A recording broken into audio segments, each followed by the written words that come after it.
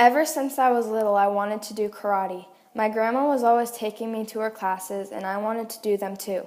I would always beg my mom to let me join, but it wasn't until I won a free month of classes that she finally let me join. At first, I hated it. There wasn't any uniforms in my size, so I had to wear normal clothes until they came in. It was so awkward, and I felt like everyone was constantly staring at me. There were so many moments that I wanted to quit, for so many different reasons. Sometimes it was because all my friends were hanging out and I couldn't because I had karate. But a lot of those times were because I felt like I had no friends in my karate classes. I didn't talk to anyone and nobody talked to me. I had people that I would have liked to be friends with, but I always was too shy to actually talk to them.